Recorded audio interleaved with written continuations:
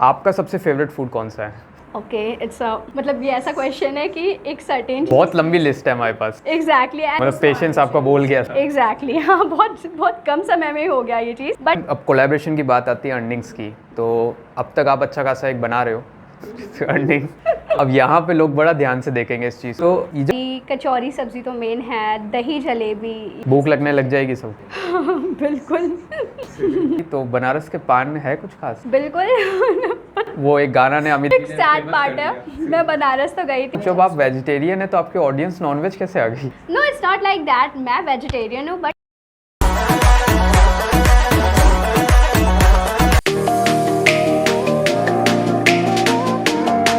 So hello and welcome back to our podcast.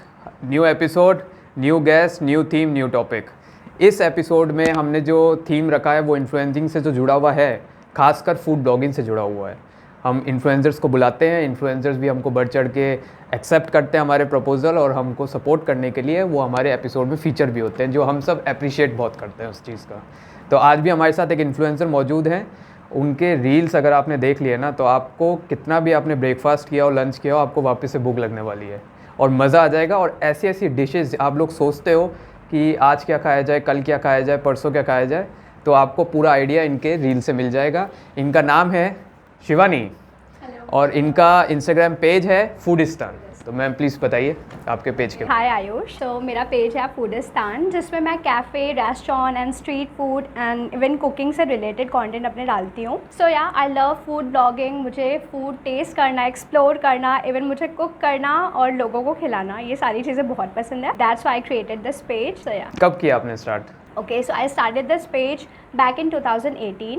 So in that time I was in college. So college में क्या होता था, हमें जब भी टाइम मिलता था, कोई ब्रेक होता था, तो हम निकल जाते थे, चलो कुछ एक्सप्लोर करते हैं, कुछ खाते हैं। तो उस टाइम पे क्या होता था, मैं और मेरी दो फ्रेंड्स थी, तो हम कहीं भी निकल जाते थे, कुछ भी खाते थे। तो मेरी एक हैबिट थी कि जब भी मैं कोई भी खाना खाती थी, मैं उसकी फ़ोटोज़ क्लिक किया करती थी, ठीक है। अच्छा। एंड मेरी जो भी फ्रेंड्स थी वो सब कुछ ऐसा नहीं करती थी, बस मेरे साथ ऐसा होता था कि मैं फ़ोटोज़ क्लिक किया करती थी। और उस टाइम मेरा एक पर्सनल पेज था which was not a food page, वो पर्सनल पेज था। तो उसके स्टोरी में मैं वो खाने के जो भी स्टोरीज थी उन्हें पोस्ट किया करती थी। सो हाँ, मैं ये काम किया करती थी, बट मुझे थोड़े टाइम बाद लगा कि काफ़ी अनोइंग हो जाता होगा लोगों के लिए कि ये जब देखो तब स्टोरीज़ में बस खाने की पोस्ट डालती है।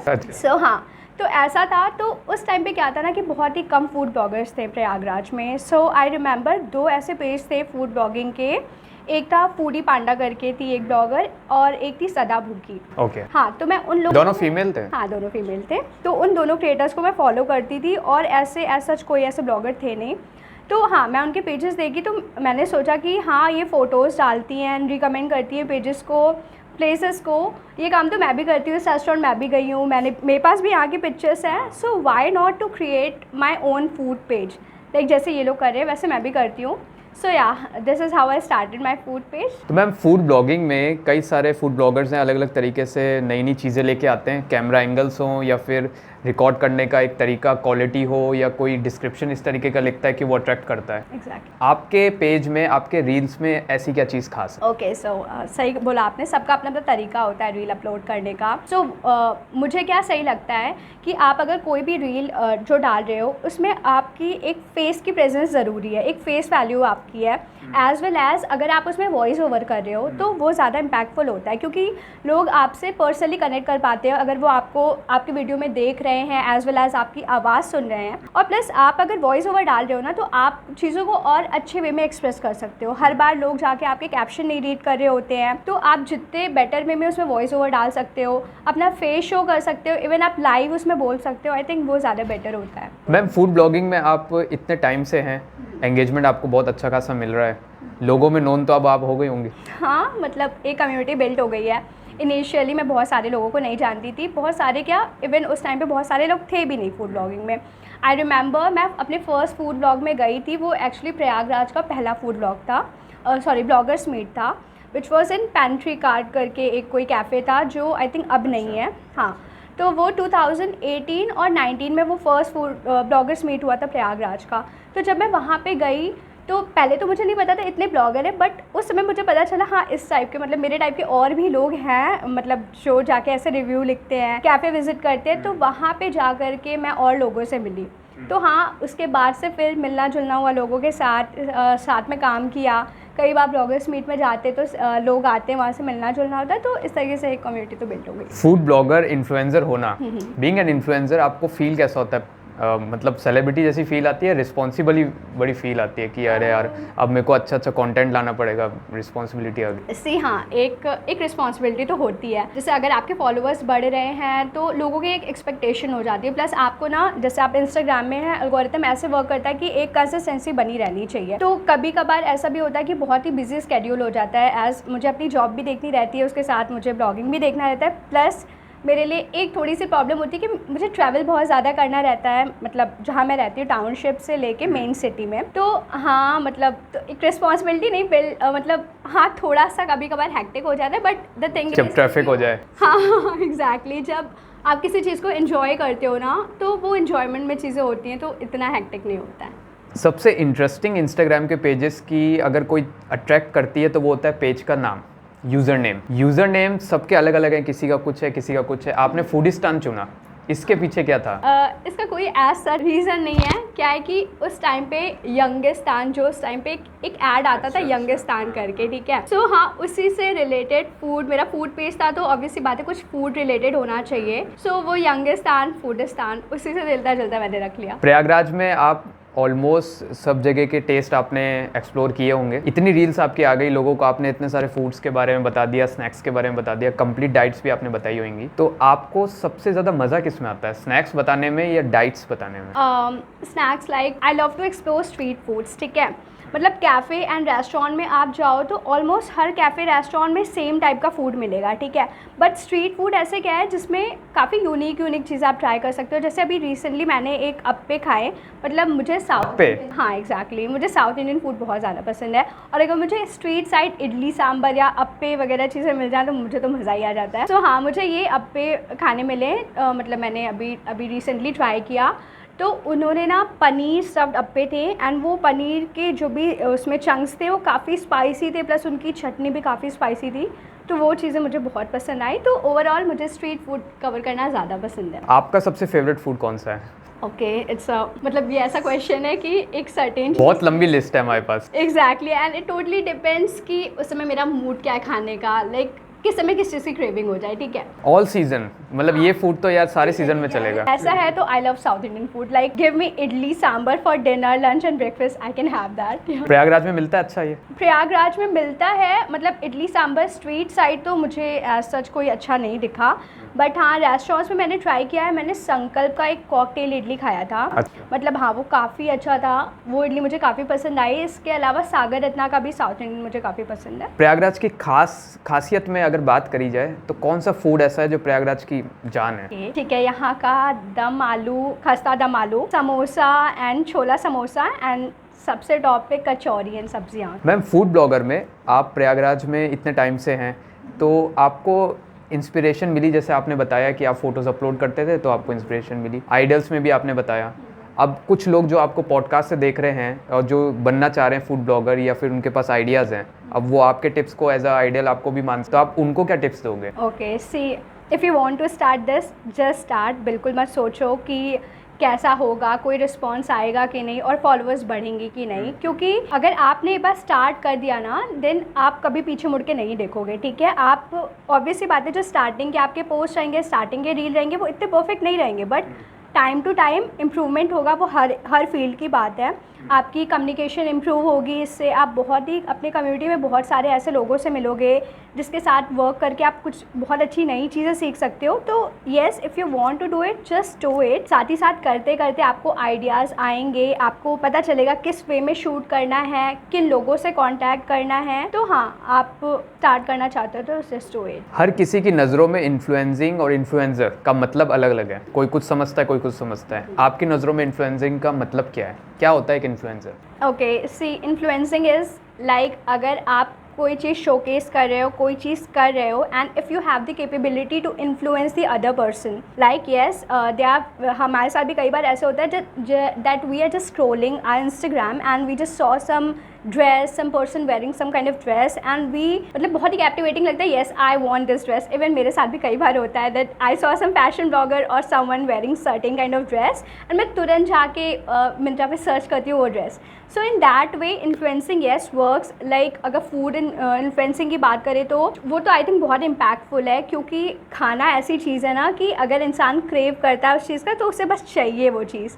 सो अगर आप फूड ब्लॉगिंग के थ्रू बहुत सारी चीज़ें दिखाते हैं, हम बहुत सारे टाइप के फूड दिखाते हैं, तो हाँ लोगों को इन्फ्लुएंस तो होता ही है। वो नेक्स्ट डे जाएंगे, वो सेव करेंगे उस रील को, नेक्स्ट डे डेफिनेटली जाके वहाँ ट्राई करेंगे, उन्हें पसंद आया वो चीज़। अब आप फूड ब्लॉगर हैं, लोगों को आप व्यंजन दिखाते हैं, स्नैक्स दिखाते हैं, लोग आपका स्नैक्स देख के, फूड देख के उस रेस्टोरेंट में जाके खाते भी हैं या फिर अपने घर पे बनाते हैं। बनाने के मामले में आपकी कुकिंग कैसी? कुकिंग ऑनेस्टली या I can cook, but there are certain things ही जो मैं कुक कर सकती हूँ। जैसे अगर आप रेगुलर बोलो दाल चावल, और तो इस मामले में मैं बहुत अच्छा कुक नहीं कर सकती, बट हाँ यहाँ पे कुछ चीज़ें हैं जैसे white sauce pasta I can cook really well, और garlic bread I can cook really well. मतलब कुछ ऐसी स्पेसिफिक चीज़ें हाँ सबको पता है घर पे कि हाँ ये अगर शिवानी बनाएगी तो अच्छा बनाएगी, इस टाइप का। आपके फैमिली में इस चीज़ को किस तरीके से देखा जाता है, अप्रिशिएट किस तरीके से वो लोग करते हैं? कॉम्प्लीमेंट्स कैसे आते हैं जब आप किसी फैमिली गैदरिंग्स में हैं?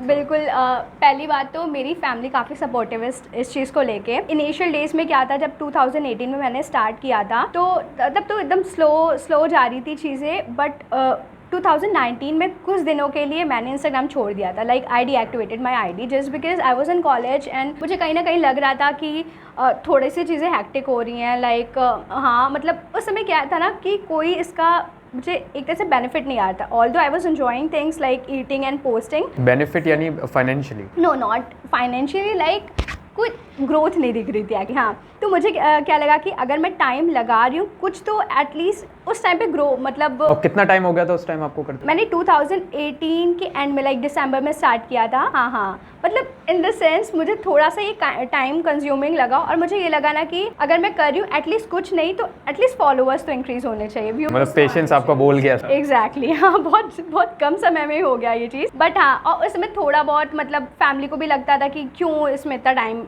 लगा रही हूँ, थोड़ा बहुत तो होता ही था। तो हाँ तो लेकिन उसके बाद से ना फिर जब मुझे भी थोड़ा लगा कि, लेकिन स्टार्टिंग में मैंने क्या सोचा था, it's only a food blogging की खाना है और पोस्ट डाल देना है।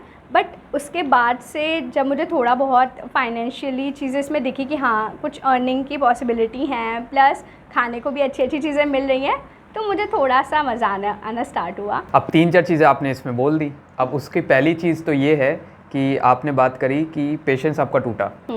ये सबसे बड़ा प्रॉब्लम है आज के इन्फ्लुएंसर्स जो बनना चाहते हैं, पेशेंस किसी में नहीं है। लोग चाहते हैं पहली रील डाली मैंने, अगले दिन हिट हो जानी चाहिए, तभी मैं आगे करूंगा, नहीं तो मैं आगे नहीं बढ़ पाऊंगा। इसको लेके अब आप कैसे लेते हैं कि अब आपके पास अच्छा खासा ग्रोथ है, तो उन लोगों को आप क्या बोलोगे कि पेशेंस कितना रखना चाहिए? देखो पेशेंस तो अगर आप सोशल मीडिया में ग्रो करना चाहते हो, patience is a main thing, ठीक है।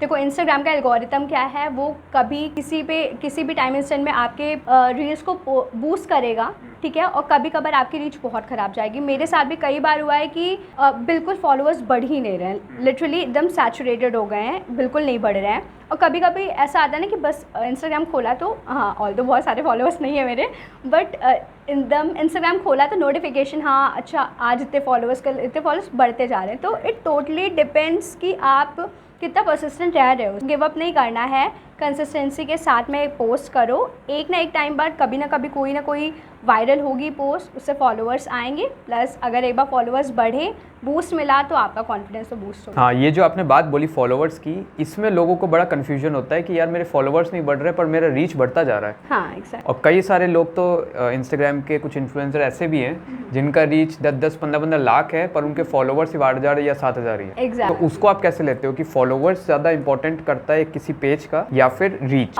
It totally depends. देखो पहली बात तो फॉलोअर्स रियली मैटर्स, क्योंकि अगर आपको कोई वो फिक्स्ड आपकी ऑडियंस बन गई। हाँ एग्जैक्टली, क्योंकि अगर कोई ब्रांड आपको अप्रोच कर रहा है ना, तो वो आपके फॉलोअर्स के बेसिस पे आपके कमर्शियल्स डिसाइड करेगा, ठीक है, ब्रांड्स वगैरह। हाँ वो रीच देख नहीं सकता। एग्जैक्टली हाँ, तो एक ऐसा भी हो सकता है अगर आपकी रीच मतलब कुछ पेजेस को मैं जानती हूँ कि उनके अभी रिसेंटली स्टार्ट किया, इसलिए फॉलोअर्स बहुत ज़्यादा नहीं है, but they have really good reach, ठीक है। एक अच्छे खासे फॉलोअर्स होने वालों के भी इतनी रीच नहीं होंगे जो नॉर्मल उनके फॉलोअर्स होने पे रीच है। तो कभी कभार क्या होता है, आप ब्रांड्स को इस वे में भी अप्रोच कर सकते हो कि देखो ऑल्दो हमारे रीच इतनी ज़्यादा नहीं है, but I can create this kind of content. मैं बता रही हूँ आपको, मतलब मेरा जो दूसरा पेज है, एक और पेज मैंने अभी स्टार्ट किया है, तो उसमें तो बहुत ही कम मेरे फॉलोअर्स, इट्स समथिंग अराउंड 360। हाँ, बट मतलब मेरे 120 समथिंग फॉलोअर्स थे। उसमें मुझे फर्स्ट कोलैबोरेशन मिला था और even they paid me for that collaboration. I was totally shock कि एटलीस्ट बार्टर भी दे दो, बहुत बड़ी बात। वो फर्स्ट था आपका? हाँ, फर्स्ट दूसरे पेज का था वो, ये फूड वाले पेज का नहीं था। स्टिल मतलब मुझे लगा कि इतने कम फॉलोअर होने के बाद अगर उनको लग रहा है कि आप रील क्रिएट कर सकते हो उनके लिए, सो दे विल कोलैबोरेट। हाँ मैम, अब कोलैबोरेशन की बात आती है अर्निंग्स की, तो अब तक आप अच्छा खासा एक बना रहे हो अर्निंग। अब यहाँ पे लोग बड़ा ध्यान से देखेंगे इस चीज़। तो ये जब कोलैबोरेशंस की बात आती है तो लोग ज़्यादातर जो इन्फ्लुएंसर्स पहले से हैं उनमें इशू ये चल रहा है कि बार्टर ज़्यादा मिलते हैं, और जो अभी इन्फ्लुएंसर्स नहीं हैं, बनना चाह रहे हैं, हर कोई ये देखता है कि इसमें कितना आउटकम क्या निकल कर आएगा इसका। अब इसका कोई आउटकम का कोई एस्टिमेट दे नहीं सकता कि कोई जॉब वाला है उसकी सैलरी का एक आउटकम फिक्स्ड है, इसका कोई फिक्स नहीं है। तो इस पर आप क्या कहना चाहोगे कि आउटकम अच्छा है या नहीं है? ऐसी कंसीडरिंग अगर आप बाहर जाते हो ना, तो बाहर के सिटीज़ में आई वुड से कि कंटेंट क्रिएशन को जो भी इन्फ्लुएंसर्स को है काफ़ी अच्छा पे देते हैं वो, ठीक है। लाइक आप अगर बैंगलोर में देखो, मुंबई में देखो, दिल्ली में देखो, और प्लस अपॉर्चुनिटी भी काफ़ी होती हैं, काफ़ी अच्छे अच्छे ब्रांड्स हैं वहाँ पे जो कोलैबोरेट करेंगे आपसे। बट इलाहाबाद में क्या है ना, आई वुड से कि इतना ज़्यादा मतलब पैसे देने को कोई इतना ज़्यादा तैयार नहीं है। मतलब एक फ़िक्स अमाउंट रखेंगे, हाँ इसमें आप कोलैबोरेट कर सकते हो तो कर लो। और हाँ, प्लस कई लोग बार्टर के लिए भी अप्रोच करते हैं। बट अगर आपका है कि अगर आपको लगता है कि आप इतने इस हिसाब से काम दे रहे हो, अच्छा काम कर रहे हो, अपने अच्छे पोस्ट कर रहे हो, तो आपको बार्टर के लिए आई डोंट थिंक कि जाना चाहिए। क्योंकि देखो चीज़ें टाइम कंज्यूमिंग है, ठीक है। एक सर्टेन अमाउंट लो, कुछ अमाउंट लो, बट अमाउंट लो, ठीक है। Don't do it for barter just because आप बार्टर करोगे तो फिर रेस्टोरेंट ओनर को भी पता चल जाएगा, लगेगा कि हाँ सब बार्टर करने को रेडी हैं। I would not promote this thing. मतलब आपको चार्जेस लेने चाहिए इस चीज़ के।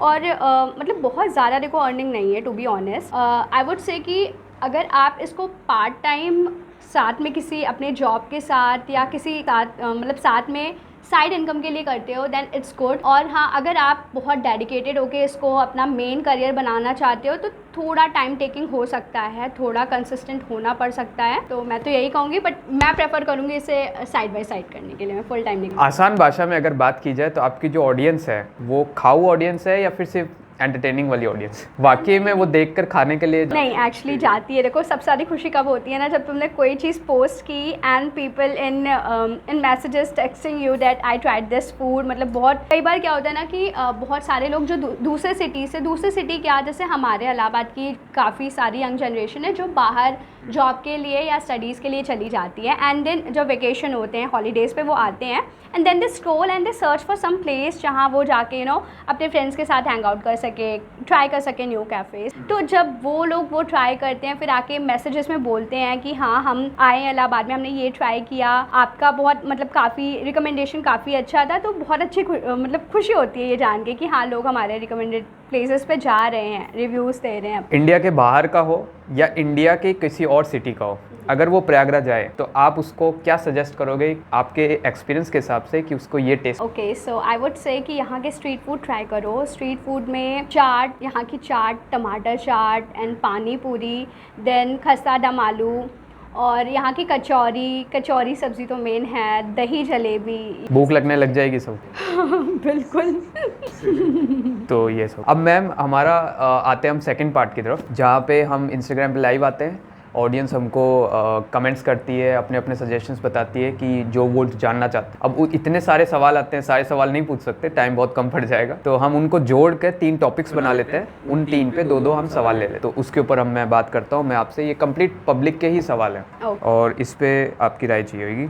तो पहला टॉपिक है मैक्सिमाइजिंग इन्फ्लुएंसर मार्केटिंग इम्पैक्ट। उसका पहला सवाल है, आप अपने टारगेट ऑडियंस तक पहुंचने के लिए कौन सी इनोवेटिव प्लेटफॉर्म्स और टूल्स के इस्तेमाल करते हैं? टूल्स इंस्टाग्राम की बात करूँ तो एज सच कोई थर्ड पार्टी टूल मैं नहीं यूज़ करती हूँ। It is like you only have to analyse, उसमें एनालिटिक्स पार्ट होता है आपके डैशबोर्ड में। जैसे टूल्स के अंदर आ सकता है कि कंटेंट क्रिएशन के लिए आप किसी चैटबॉट का इस्तेमाल कर रहे हैं, एआई का, तो वो भी टूल का है। हैशटैग्स के लिए आप किसी टूल का इस्तेमाल कर रहे हैं, टाइटल टैग या फिर आइडियाज़ के लिए भी आप किसी टूल का, तो वो सब टूल्स का है। ओके ठीक है, इसके लिए I do use ChatGPT. So आजकल तो बहुत ट्रेंड है ये एआई थिंग। तो हाँ, उसमें कभी कभार मैं आउट ऑफ टॉपिक हो जाती हूँ या फिर कुछ होता है कि कुछ इनोवेटिव होना चाहिए आउट ऑफ बॉक्स, तो फिर वहाँ पे मैं जाके आइडियाज सर्च करती हूँ, like please give me some content ideas for my food page, which मतलब ये नीश का, रेस्टोरेंट रिव्यूज़ का, प्लस अगर मुझे कभी कभार वॉइस ओवर करना रहता है तो हाँ, वहाँ पे इतनी मतलब कॉपी राइटिंग स्किल इतनी अच्छी तो है नहीं, एंड हर बार मतलब वो सेम रिपीटेटिव चीज़ें हो जाती है, तो मैं जाके वहाँ पे कई बार स्क्रिप्ट्स देख लेती हूँ। ऑब्वियसली बात है वो सेम टू सेम तो नहीं, बट कुछ आइडियाज़ ले लेते हैं फिर अपने वे में उसको। तो मतलब टूल्स का बहुत फ़र्क पड़ता है। Exactly, it work. और सेकंड सवाल है हमारा, कैसे मेजर करते हैं आप अपनी मार्केटिंग स्ट्रेटजीज कितनी इफ़ेक्टिव हैं और क्या इम्प्रूवमेंट करते हैं आप फिर उसके बाद? Okay, so the first thing is when I have uploaded some reel, so उसमें जो कमेंट सेक्शन है, कई बार अगर उस रील का या इस पोस्ट का कोई स्पेसिफिक चीज़ अच्छा लगता है, लोग कमेंट में बताते हैं हाँ ये चीज़ आपकी अच्छी हुई। इवन कई बार लोग मैसेजेस में भी आके बोलते हैं ठीक है हाँ ये चीज़ अच्छा हुआ। जैसे अभी मैं जब बनारस गई थी तो फिर मैंने वहाँ पे बनारस के स्ट्रीट फूड का मैंने एक सीरीज़ स्टार्ट की थी, और उसमें आई थिंक पहले मैं वॉइस ओवर नहीं करती थी, बट मुझे फील हुआ कि अगर मैं वॉइस ओवर करूँ तो बेटर होगा। तो मैंने स्टार्ट किया कि हाँ इस वाले वीडियोस में मैं वॉइस ओवर करना स्टार्ट करती हूँ। तो मैंने देखा कि और उस समय मेरी रीच बहुत ख़राब चल रही थी, ठीक है। तो फिर मैंने जब वॉइस ओवर किया तो as compare to other videos तो वो वीडियो काफ़ी सही किया, काफ़ी बेटर किया। सो देन आई डिसाइडेड कि हाँ वॉइस ओवर करना चाहिए, इम्पैक्टफुल होता है। प्लस कुछ व्यूवर्स ने भी मुझे आके कमेंट में बोला, मैसेज में बोला कि हाँ ये वॉइस ओवर वीडियो आपकी अच्छी चल रही है। तो हाँ मतलब आपकी ऑडियंस भी आपको हेल्प करती है बताने में, फीडबैक के लिए कि क्या वर्क कर रहा है क्या नहीं। सो या इट वर्क्स दैट वे। अब बनारस की आपने बात करी, तो बनारस के पान है कुछ खास? बिल्कुल। वो एक गाना ने अमित एक सैड पार्ट है, मैं बनारस तो गई थी, इवन हम पाँच छः ब्लॉगर्स गए थे साथ में बनारस स्ट्रीट फूड कवर करने, ठीक है। बट प्रॉब्लम क्यों, हमने एक लिस्ट बना रखी थी क्या क्या स्ट्रीट फूड हमें कवर करना है, and we covered all those places, but एक चीज़ रह गई बनारस का पान। वही चीज़ रह गई, आप वही मुझसे पूछ रहे हो। कोई है ऐसी स्पेसिफिक कोई जगह है बनारस में जहाँ के पान बड़े फेमस सब बता रहे हैं? सैडली मैं तुम्हें वही बता रही हूँ, हाँ होगी, बट बनारस जाके मैं पानी खाना भूल गई, तो अभी उसके बारे में तो नहीं बता सकती। बट हाँ और दूसरी चीज़ें हैं, लाइक तुम ब्लू लस्सी शॉप है वहाँ की, वहाँ पे मोर देन 80 टाइप की लस्सी वो बनाते हैं। हाँ एंड काफ़ी अच्छी थी, हमने खाई थी, ड्राई फ्रूट्स की लस्सी मैंने पी थी, काफ़ी अच्छी थी वो। उसके अलावा दीना चाट भंडार है, दीना चाट भंडार की टमाटर चाट वो सो गुड। और कचौरी सब्जी थी, एक मक्खन और वाइट मक्खन वाली ब्रेड, टोस्ट रहती है, चाय रहता है, लक्ष्मी टी स्टॉल समथिंग ऐसे। तो हाँ काफ़ी अच्छी चीज़ें थी, मज़ा आ गई खाने में वहाँ पे। तो पान रह गया, और ये अच्छा ये पॉइंट पकड़ लिया। हाँ नेक्स्ट टाइम तो पान कवर करना है। नेक्स्ट टॉपिक है हमारा क्राफ्टिंग कंपेलिंग कंटेंट। इसका पहला सवाल है, आपके अनुसार किस तरीके का कंटेंट सबसे ज़्यादा एंगेजमेंट लाता है और कैसे? ओके सो मुझे फील होता है कि अगर आप लाइव किसी वीडियो में बोल रहे हो, ठीक है, इट्स लाइक आप फर्स्ट थिंग इज आप वॉइस ओवर कर सकते हो किसी वीडियो में, सेकंड आप लाइव बोल सकते हो। सो आई थिंक वो जो लाइव वाले वीडियोस होते हैं ना, इस बीच काफ़ी बेटर कर रहे हैं कि आप डायरेक्ट वीडियो में लाइव जा रहे हो तो लोग काफ़ी मतलब कनेक्ट कर सकते हैं आपसे, फेस टू फेस आप उसमें बात कर रहे हो तो एक पर्सनल टच मिलता है। तो आई वुड से कि उस टाइप के वीडियो काफ़ी बेटर करते हैं। प्लस आप वॉइस ओवर में ना डिफरेंट लाइक अच्छे वर्ड्स यूज़ करके अच्छे वे में और एक्सपेरिमेंटल होकर के वॉइस ओवर डाल सकते हो। कुछ फ़नी वे में भी आजकल ये बहुत ट्रेंड कर रहा है कि बिल्कुल फ़नी कुछ लोग वॉइस ओवर डालते हैं, तो वो काफ़ी कैप्टिवेटिंग होता है, अजीब चीज़ें होने लगती हैं। बिल्कुल। दूसरा सवाल है, क्या कुछ स्पेसिफिक टेक्निक्स हैं जो आप अपने कंटेंट क्रिएशन में इस्तेमाल करते हैं, जैसे स्टोरी टेलिंग या visual? Yes story telling I would say कि इट इज़ वेरी गुड, मतलब मैं रिकमेंड करूँगी स्टोरी टेलिंग करो। ऑल्दो मैं खुद नहीं इतना उसे एग्जीक्यूट कर पाती हूँ, कई बार मतलब जो भी बनारस वगैरह के पोस्ट थे उसमें मैंने स्टोरी टेलिंग ट्राई किया था। प्लस कुछ ऐसे वीडियोस में बनाती हूँ जिसमें हाँ mini blog kind of videos, so वो काफ़ी इफेक्टिव होते हैं स्टोरी टेलिंग वाले वीडियो। बट हाँ मुझे और अपने वीडियोस में वो डाल। तो हमारा तीसरा और आखिरी टॉपिक है strategies approach to sponsorships and collaboration. का पहला सवाल है, क्या आप अपने वैल्यूज और ऑडियंस के एक्सपेक्टेशंस को ध्यान में रखते हुए स्पॉन्सरशिप्स और कोलैबोरेशंस को अप्रोच करते हैं? अगर हाँ तो कैसे? Yes, I definitely approach those brands.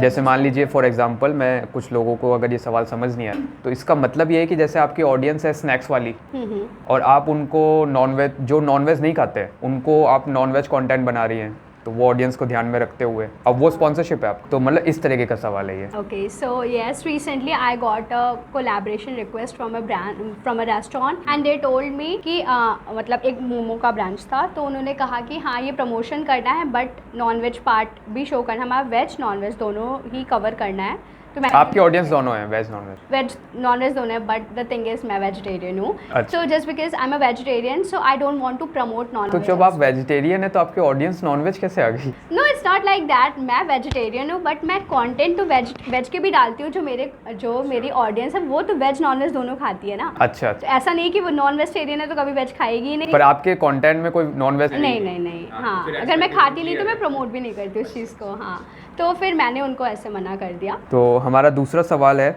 इसके ऊपर, और जो कि आखिरी है, और वो सवाल है जब कोलैबोरेशंस पार्टनर्स को सेलेक्ट करते हैं तो क्या क्राइटेरिया आप कंसीडर करते हैं और क्यों? क्राइटेरिया एज सच को कोलैबोरेशन के लिए अगर बोलेगा तो ये जो दो चीज़ें हैं जो मुझे क्लियर कर लेनी है पहले से।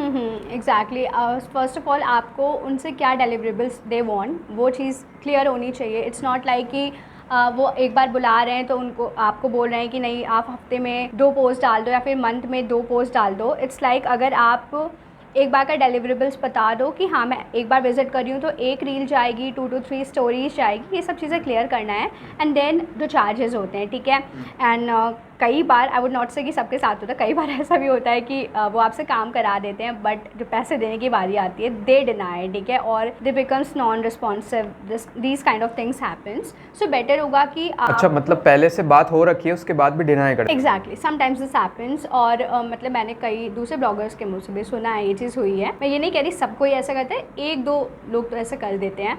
सो बेटर होगा आप या तो उनसे 50% जो भी चार्जेस है पहले से ले लो या फिर 100% अगर वो अग्री करे वो ले लो। हाँ, मतलब ये दोनों चीज़ें अच्छे से कन्वे करके ही आप काम करो।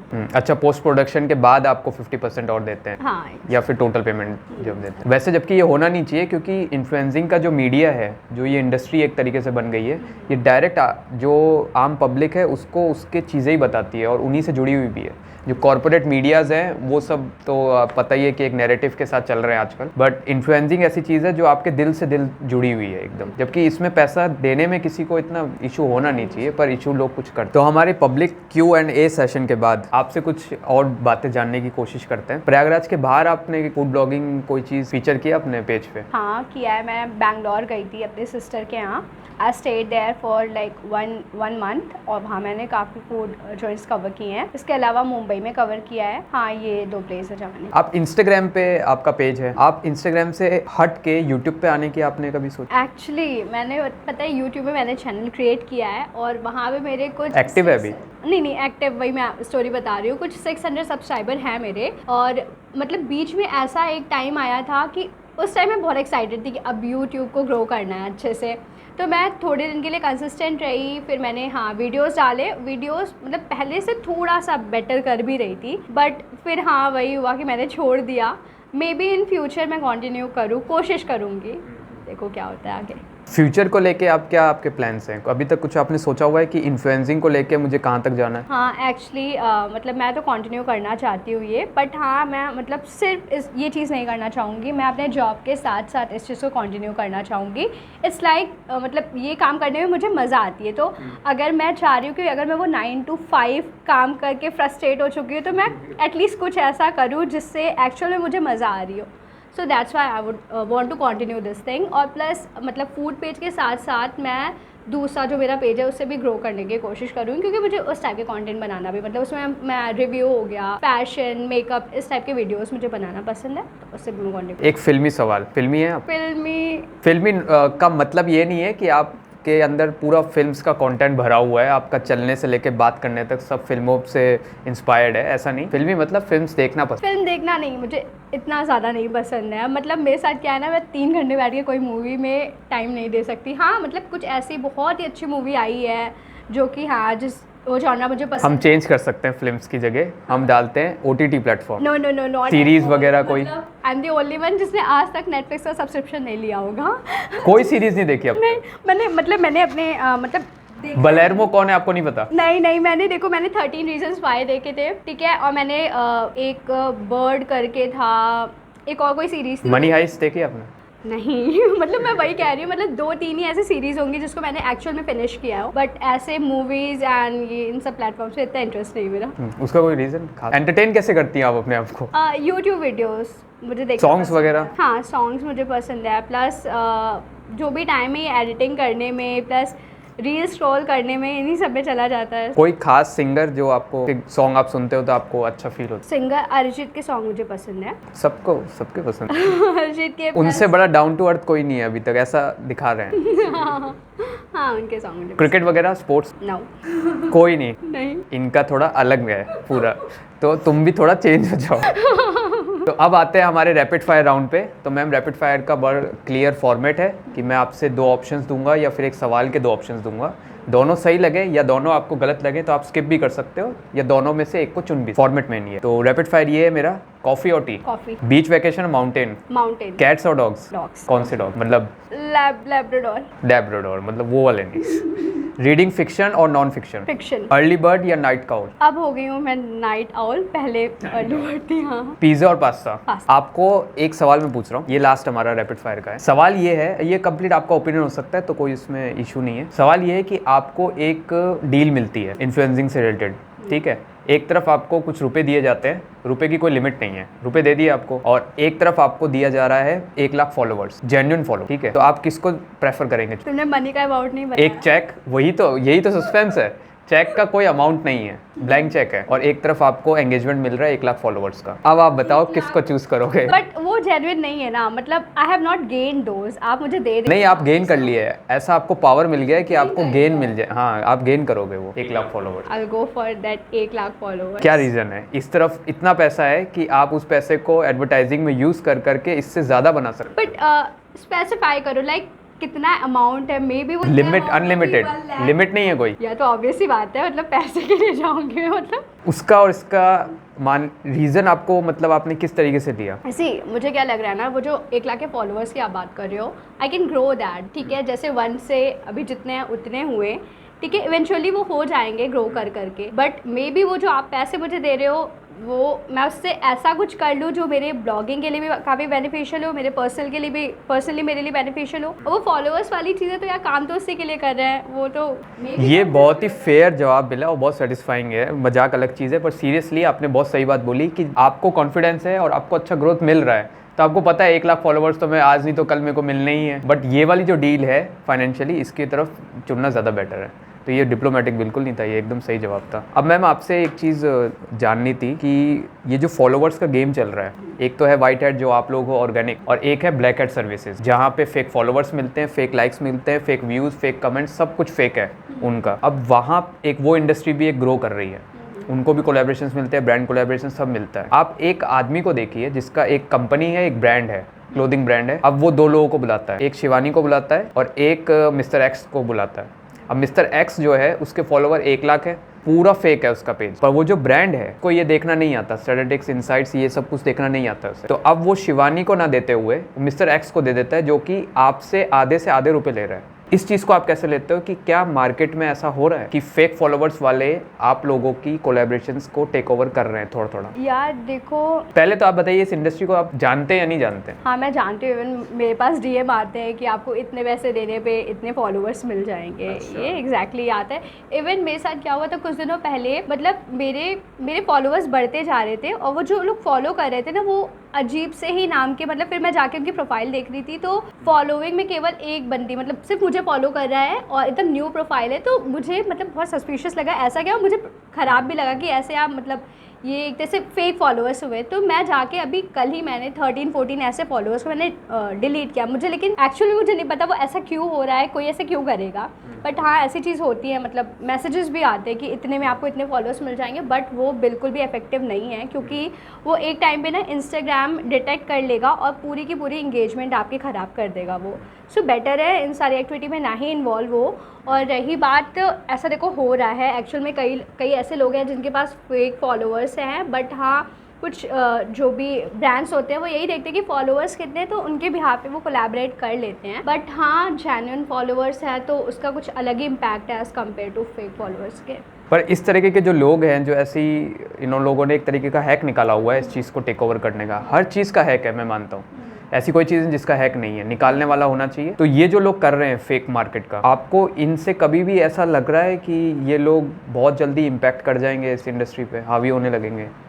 आई थिंक कि टाइम के साथ ब्रांड्स को भी ये समझ आ रहा है, ठीक है, कि फेक फॉलोअर्स हैं, क्योंकि आज के डेट में सब बहुत ही ज़्यादा एडवांस हो गए हैं। मतलब ब्रांड्स भी पहले देखती है कि किस हिसाब से आपका एंगेजमेंट है, और मतलब फॉलोअर्स भी वो गो थ्रू करती है, क्योंकि कई ब्रांड्स की अपनी प्रॉपर डिजिटल मार्केटिंग कंपनी से वो कनेक्टेड है, एंड वो जो भी मार्केटर्स हैं वो चेक करते हैं कि हाँ आपके जेन्युइन फॉलोअर्स हैं, फेक फॉलोअर्स हैं। कई बार देखने पे वो समझ भी आ जाता है फॉलोअर्स देख करके। सो हाँ आई थिंक आज के डेट में काफ़ी अवेयर हो गए हैं ब्रांड्स भी, उन्हें पता चल जाता है कि किनके जेन्युइन फॉलोअर्स है किनके फेक। तो मैम बहुत मज़ा आया आपके साथ बात करके, हर चीज़ों पे हमने बात करी और मुझे पूरी उम्मीद है कि आप बोर नहीं हुए होंगे। बिल्कुल नहीं, बिल्कुल। जैसे तो एक मैं आपसे रिक्वेस्ट है कि जाते जाते आप अपनी ऑडियंस को, स्पेशली अपनी ऑडियंस को एक अपील करें कि मेरा कोजी कॉटेज पॉडकास्ट देखते रहें, लाइक करें, सब्सक्राइब करें, अगर कोई चीज़ कमी लगे या कोई शिकायत हो तो कमेंट्स करें। बिल्कुल बिल्कुल, मुझे भी बहुत ज़्यादा अच्छा लगा तुम्हारे साथ काम करके इस पॉडकास्ट के ड्यूरिंग, मतलब काफ़ी इन्जॉय किया मैंने। एंड या गाइस, इस पॉडकास्ट सिंगानी आयुष यूट्यूब चैनल, बिल्कुल बिल्कुल प्लीज़ आओ देखो पॉडकास्ट, काफ़ी इंटरेस्टिंग पॉडकास्ट है। इलाहाबाद के लोगों से आप और भी ज़्यादा कनेक्ट कर पाओगे इनके पॉडकास्ट के थ्रू।